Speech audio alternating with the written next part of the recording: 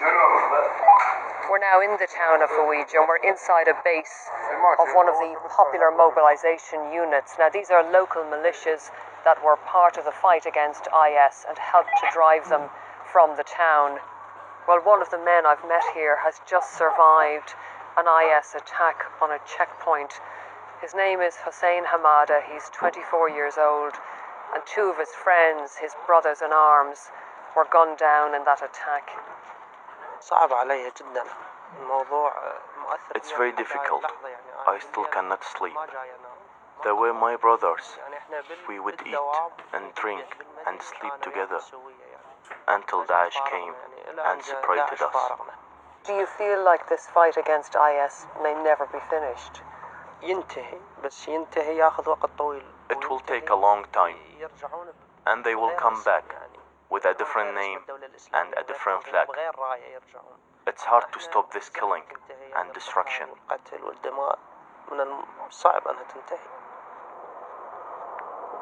Just driving along the main road here, what's very striking is the security presence. There are lots of watchtowers and heavily armed police and very few civilians to be seen. This area doesn't look safe and it doesn't feel safe. We've just turned off the main road, going down a back alley now. We're in a village called Rashad, and we're on our way to meet a family that know only too well the danger still posed by IS. We've just arrived inside a compound. There's a few dilapidated buildings here and some geese in the yard in front of me and a tractor. And this was the family home of Zakaria Taha Salah. He was shot dead in October. There are small children running around here. Zakaria's children, he had 5, all under the age of 6. Zakaria was a Mukhtar, a local official who monitors the comings and goings in his neighbourhood and informs the police.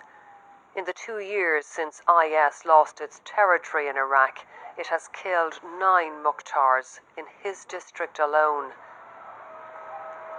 Well, we've been told we have to leave now. Our police escort doesn't want us to stay here any longer because of the security risk. But there are other families here who have gone through similar experiences and who are sharing this grief. Since the caliphate crumbled, IS has been driven underground. But Iraq has seen terror grow from these beginnings before, and the fear is a new threat is coming for the region and the West. That report by Orla Guerin. A new report has found that men who are dependent on alcohol or drugs are 6 times more likely to be involved in domestic abuse against women than men who aren't. Our correspondent Danny Shaw told me more about the findings. It was a very big study. It was led by Oxford University's Psychiatry Department and involved experts from a number of other institutions, including in Sweden and the United States. And it has been published in the online journal PLOS Medicine. And what they did was to analyse medical records and police data from Sweden over a 16-year period. They tracked 140,000 men who'd been diagnosed with a drink or drug problem. And then they counted how many of them had later been arrested for threatening, attacking or sexually assaulting their wives, girlfriends or female ex-partners. And what the results showed was that men who were dependent on alcohol, 1.7% of them went on to be arrested for those offences, and that was 6 times greater than in a sample of the overall male population. The risk was 7 times greater for drug addicts. So what this study really suggests is that if you target people who have a drink or drug problem with better treatment programs, you may well get a reduction in domestic abuse. Danny Shaw there. Now Jerry has some other stories from our news desk. Police in Germany have found a teenager missing for more than 2 years in a cupboard in the home of a man suspected of child pornography offences. The 44-year-old suspect was taken into custody on suspicion of a serious sexual offence, and data drives were seized by the authorities. The boy, aged 15, has been sent to a clinic where his psychological state is being assessed. In Britain, a woman who allegedly tried to open the door of a passenger plane during a flight has pleaded guilty to endangering the safety of an aircraft and assaulting a cabin crew member. 26-year-old Chloe Haynes was arrested in June after a flight to Turkey was forced to return to Stansted Airport in eastern England. The airline, Jet2, accused her of aggressive, abusive and dangerous behaviour. She'll be sentenced next month. The movie version of Cats has failed to live up to expectations at the box office, taking just $6.5 million in North America. The film, which cost $100 million to make, debuted fourth on the US chart, with the new Star Wars film on top. In the UK and Ireland, it grossed £3.4 million, having been panned by critics. According to Hollywood Reporter, an updated version of Cats was sent out to cinemas on Friday. The trade paper reported that the film's director, Tom Hooper, had ordered re-edits to his film with some improved visual effects ready for release. It's highly unusual for a finished title, already on release, to be altered in this way. And Queen Elizabeth's eldest son and heir, Prince Charles, has said his father, the Duke of Edinburgh, is being looked after very well in hospital in central London. Prince Philip, who is 98, was admitted to the King Edward VII Hospital on Friday on the advice of his doctor. He's being treated for what Buckingham Palace described as a pre-existing condition. The English Professional Footballers Association has called for a government inquiry into racism within the sport. It made the appeal after a Chelsea player, Antonio Rudiger, said he heard racist abuse from the crowd during Sunday's Premier League match against Tottenham Hotspur. The club says it will take the strongest possible action against those responsible. The Deputy Chief Executive of the Professional Footballers Association is Bobby Barnes. First and foremost, I think we have to accept that racism is not, in my view, specifically a football problem. It is a societal problem. And whilst football is pleased to take the lead, and we're taking steps to do what we can in terms of informing and to make sure that those perpetrators that are identified are banned, I think we've then got to pass the baton on, if you like, to the law enforcement agencies, because I think what we've got at the moment is the fact that perhaps people feel that for people to be banned from football grounds is actually enough, whereas I think we're losing the focus on the fact that what these events are, they're actually criminal offences, they're actually hate crimes, and I would certainly call on much tougher sentencing for those actually found to be guilty of these particular offences. The sports broadcaster, Nigel Adley, told me more about what happened. Well, this was a very highly charged London derby between Tottenham and Chelsea, and Anthony Rudiger was involved in the sending off of a Tottenham player, Son Heung-min. He then alleged that he heard monkey chants directed towards him by somebody in the crowd. The game was stopped by the referee, Anthony Taylor, and subsequently there were 3 messages relayed over the public address to the supporters that racist behaviour is interfering with the game. And as a result of the allegations which have been made, Tottenham are now promising a full investigation and threatening life bans for any of those involved. But the wider footballing community now believe that the wider authorities should take charge of this issue. And do what? Well, they want some more education, and they want basically the message to come across that racism is simply not just unacceptable in football stadiums and in sporting arenas, but in the wider world as well. There has been a view from within football over the past few years that possibly the issue of racism has been allowed to creep back into their sport and wider society because those running the country and those running countries around Europe have simply ignored the issue and believed it had gone away. Now, quite clearly, it hasn't, and football is saying we can't do this on our own. We need help, and we need stronger penalties for those involved. Nigel Adley. Controversy has broken out in Georgia over the release of a film about a love affair between 2 male dancers. And Then We Danced is the first feature film about gay love in a country where homosexuality is taboo and there are many attacks against LGBT people. However, a Georgian Orthodox priest has told the BBC that homosexuality is common among the clergy, and many have accused the church of hypocrisy. The BBC's Rehan Dimitri reports from Tbilisi. This is the sound of several hundred people, mostly men, trying to force their way into a cinema in central Tbilisi. Riot police are holding them back, protecting the entrance. Some of the protesters are clutching icons Others are Orthodox priests chanting prayers. Cinema goers are being verbally and in some instances physically assaulted. This was the opening night of Georgia's first film about a gay romance. Georgi Tabagari from Tbilisi Pride explains why the film was so controversial. Society is not accepting LGBTQI people. We're at the very bottom of the society.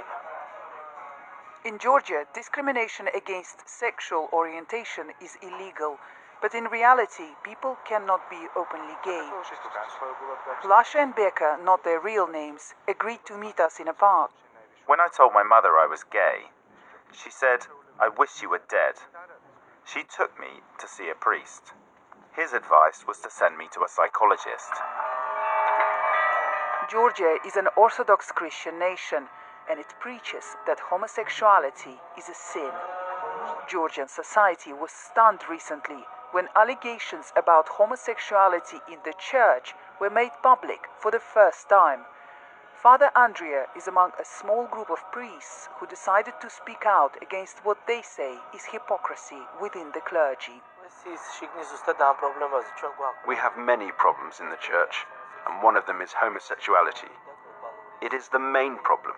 The church categorically forbids priests from being homosexuals, and we are fighting against homosexuality becoming the norm.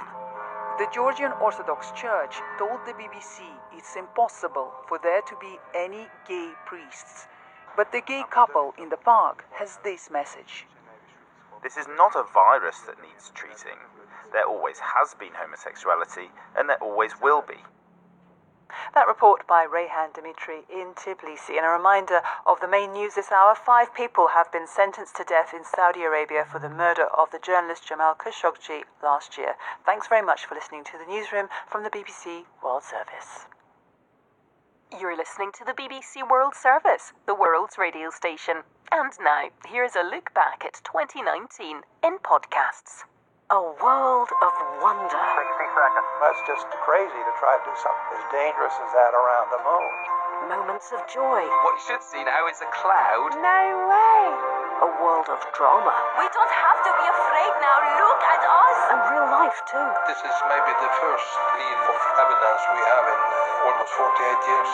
Amazing stories. They hugged me and they started crying. They squeezed me and they were crying. From all over our sphere. There's nothing that you can't do in this world if you set your mind to it. Shall we do it all again? Next year? Podcasts from the BBC World Service. Search for BBC World Service wherever you get your podcasts.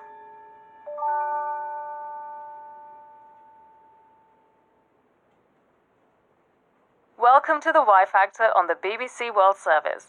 I'm Nastran Tavakoli-Far, and I'll be asking, why is the father-son relationship so important? From the dad's perspective, it appears that the father understands certain things intuitively about raising the son that come from being male. And hearing from the son's side. Unconsciously, the son uses the father as the primary template on which to build his personality. That's all coming up next after the news. BBC News with Jerry Smith. In Saudi Arabia, 5 people have been sentenced to death for the murder of the journalist Jamal Khashoggi. 3 other people were jailed, but key officials were cleared of being involved. Mr. Khashoggi, a well-known critic of the kingdom's government, was killed in the Saudi consulate in Turkey last year.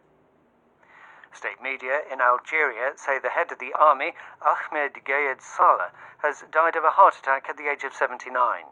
He called for President Abdelaziz Bouteflika to resign this year in the face of widespread protests. The Russian President Vladimir Putin has officially opened the railway bridge connecting Russia's Taman Peninsula with Crimea, the Ukrainian territory annexed by Moscow in 2014. State television showed him riding in the driver's cab as the train rumbled over the bridge across the Kerch Strait. Kurdish and Western intelligence officials say the Islamic State group is reorganizing in Iraq and that attacks are on the rise. IS was defeated in Iraq 2 years ago, but the group still has thousands of fighters. China has announced it will reduce import tariffs on more than 850 products from the beginning of next year. It's hoped the move will promote trade and reduce pork prices after the spread of African swine fever. China has denied forcing prisoners to work following allegations that inmates at a Shanghai jail had to pack charity Christmas cards for the British supermarket chain Tesco. The accusations came after a British girl opened a card that contained a message detailing claims of forced labour at the prison. And Spanish prosecutors are attempting to make sure the Catalan separatist leader Carles Puigdemont does not get immunity from prosecution as a member of the European Parliament.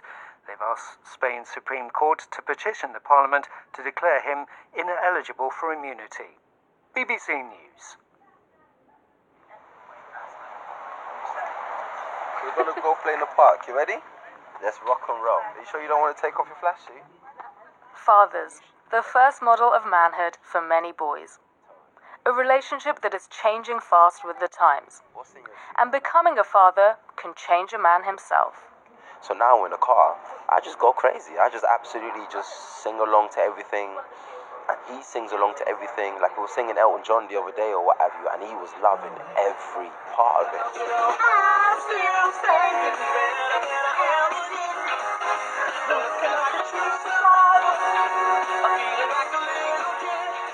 And this is what fatherhood does. It's calling out a side of me that I'd never a side of me that I'm slightly embarrassed about, a side of me that I'm a bit, I can't sing.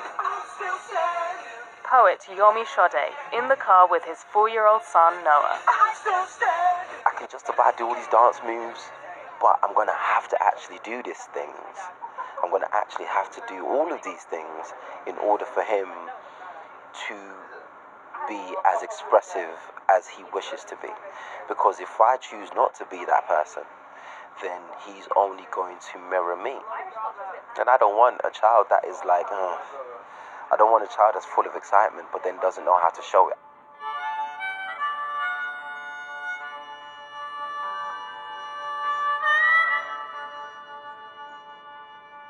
This is the BBC World Service.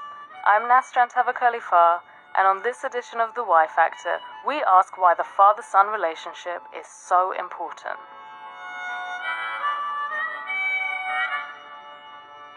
I think the overwhelmingly significant and important thing about that father-son relationship is that the father is a role model to the son. And the father is the blueprint, the template, the ideal to some extent, that not necessarily consciously but unconsciously the son in growing up, developing and becoming a man uses the father as the primary role model or template on which to build his personality. That's screenplay writer and former prison counsellor Jonathan Asser.